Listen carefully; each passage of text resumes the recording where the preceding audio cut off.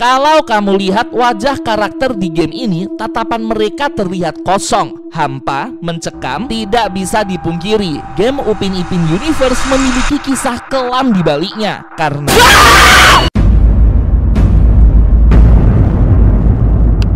Upin Ipin Universe merupakan sebuah game open world yang lagi viral akhir-akhir ini. Ada banyak sekali penampakan sosok misterius mirip peta-peta yang muncul di setiap sudut tersembunyi permainan. Hal ini membuat banyak pemain jadi merinding dan mempertanyakan mengenai sisi kelam dari game Upin Ipin Universe. Apakah game ini aman dimainkan? Dan apakah masih ada banyak misteri yang belum terungkap? Nyatanya, sejak game ini rilis, ada banyak sekali kecaman dari penggiat game di seluruh dunia yang memboikot Upin Ipin Universe. Padahal sejak game ini dikabarkan di internet akan rilis tahun 2025, orang-orang berbondong-bondong memuji permainan digital ini karena tampilan grafisnya yang keren, penggambaran karakter yang mirip kartun aslinya, serta gameplay yang menarik. Sayangnya, ini berbanding terbalik dengan realita. Game Upin Ipin Universe memiliki banyak sekali bug dan jalan cerita yang gak jelas, grafis yang berubah-ubah saat restering, dan tentunya sosok misterius yang sering muncul dalam permainan ini. Ayo like video ini pakai jempol tangan kiri kamu. Katanya cuma 10% orang aja yang bisa. Aku tantang ya. 1,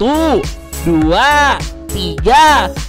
Like video ini pakai jempol kiri sekarang. Komen gampang bang, entar namamu kucatat buat dapat hadiah. 17 Juli kemarin, channel Windah Basudara memainkan Upin Ipin Universe sesaat setelah game ini dirilis. Banyak penonton antusias menyaksikan live streaming Bang Windah karena memang game ini tuh sangat dinantikan oleh anak-anak di Malaysia dan Indonesia. Grafisnya memang bagus, namun di beberapa bagian muncul bug-bug yang membuat Bang Windah tidak nyaman. Tapi oke lah, ini kan masih awal-awal rilis. Biasanya developer akan terus memperbaiki game ini seiring berjalannya waktu. Dari live streaming Bang Windah inilah El Prana memberanikan diri untuk review game Upin Ipin Universe sambil mencari penampakan peta-peta. Tap tombol di atas ya untuk nonton videonya, soalnya seru banget. Beberapa hari setelahnya, tak disangka-sangka video Bang Windah terkena copyright strike yang langsung membuat live streaming Upin Ipin Universe tersebut tidak dapat dimonetasi. Artinya Bang Windah kehilangan kesempatan untuk memperoleh AdSense dari video tersebut. Hal ini sangat disayangkan karena Bang Windah adalah seorang YouTuber yang mendapatkan pemasukan bulanan dari AdSense. Selain itu, secara tak langsung game Upin Ipin Universe juga ikut terpromosikan melalui live streaming Bang Windah. Terbukti dengan 4 juta penonton di video tersebut per hari ini. Alasan copyright itu karena terdapat original soundtrack Kampung Durian Runtuh Upin Ipin yang terdengar di dalam game. Seharusnya nih, sebuah game yang dikomersilkan harus siap kalau lagu yang disertakan di game tersebut terbebas dari copyright. Ini merupakan kewajiban developer apabila ingin gamenya dikenal masyarakat luas. Karena salah satu wadah mempromosikan sebuah game adalah melalui content creator, dan content creator rawan kena copyright strike.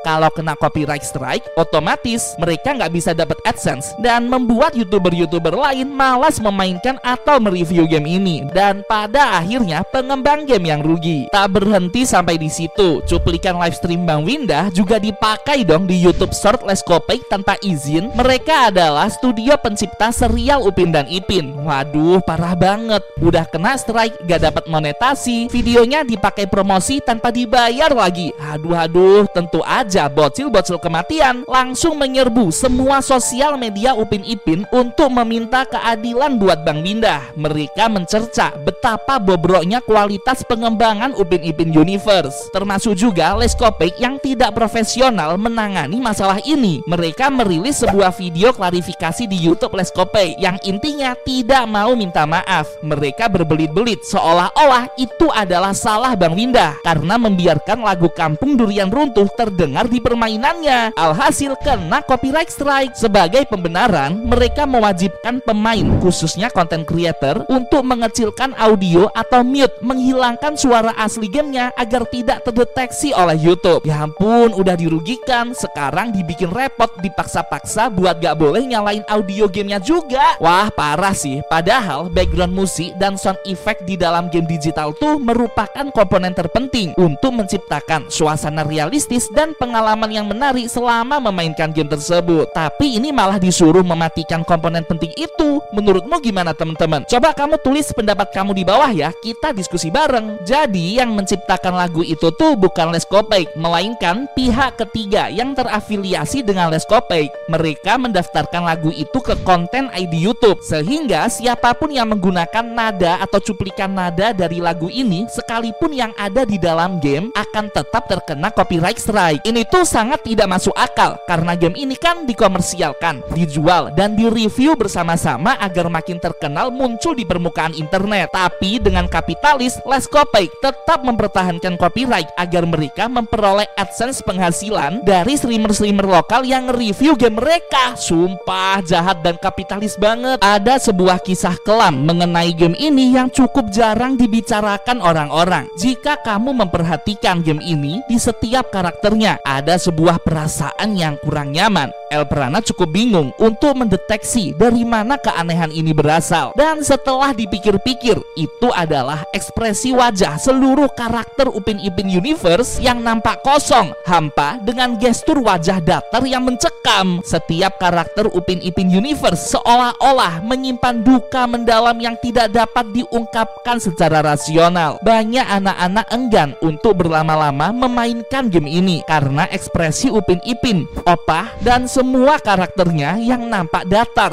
tatapan kosong, penuh misteri dan kehampaan. Pemain merasa tak nyaman menonton tampilan karakter yang seolah tak berjiwa, tanpa ekspresi, dan seperti kerasukan sesuatu. Ya ampun, merinding banget. Ini tuh bukan sesuatu yang kebetulan loh. Ternyata ada sebuah fakta menyedihkan di balik game Upin Ipin Universe ini. Tenang-tenang, bukan tentang manusia asli yang dipaksa berubah menjadi karakter game ya. Bukan, melainkan mengenai kesejahteraan karyawan developer yang dipermainkan oleh pengembang itu sendiri. Upin Ipin Universe merupakan game open world yang dikembangkan oleh Streamline Studio di bawah pengawasan Leskopek, pencipta Upin Ipin. Studio ini berdiri tahun 2001 di Belanda yang kemudian mengekspansi legalitasnya ke Amerika, Jepang, Eropa, dan Malaysia. Saat ini, Streamline Studio fokus mengembangkan Upin Ipin Universe dengan target pasar orang-orang Asia Tenggara. Mereka kan bikin game open world nih dengan penuh ketidaksiapan yang menghasilkan permainan penuh bug. Namun, harga yang mereka tawarkan adalah Rp650.000, setara dengan Rp180 Malaysia. Yang mana ini tuh super duper mahal untuk komunitas game di Asia Tenggara. Coba menurut kamu gimana teman-teman? Kamu dari Indonesia atau dari Malaysia nih? Komen ya. Di balik harganya yang mahal, ternyata ada karyawan yang tidak sejahtera. Dikabarkan banyak sekali hak-hak karyawan Streamline yang tidak dipenuhi, seperti gaji, bonus, THR, bahkan pemecatan sepihak tanpa pesangon. Mungkin buat kita yang masih SD, SMP menganggap ini kayak biasa aja. Namun untuk orang dewasa yang menjadi tulang punggung keluarga, hal ini tuh parah banget dan sama sekali tidak bisa dibenarkan. Bayangkan, mereka sudah mengembangkan permainan ini bersusah payah, dijual dengan harga Yahudi, tapi mereka dipecat secara sepihak karena game ini berhasil rilis, atau mungkin gajinya tidak dibayarkan hingga saat ini. Sumpah parah banget. Padahal harga game ini tuh mahal loh, tapi mereka tidak membayarkan gaji karyawannya. Kesedihan karyawan di balik pengembangan game inilah yang secara psikologis menghidupi karakter-karakter di game Upin Ipin Universe. Mereka beneran menampakkan ekspresi karakter yang datar, sedih, hampa, kosong, dan mencekam, seolah-olah sebagai tanda kalau ada yang tidak beres dengan pengembangan game ini. Dan terbukti benar. Sumpah ya, nggak Streamline, nggak Leskopek, sama-sama kapitalis dan jahat banget ke karyawan mereka. Ayo kita diskusi di kolom komentar. Menurut kamu kasus ini tuh gimana? Dan apa yang bisa kita lakukan untuk memberi mereka pelajaran? Komen ya di bawah.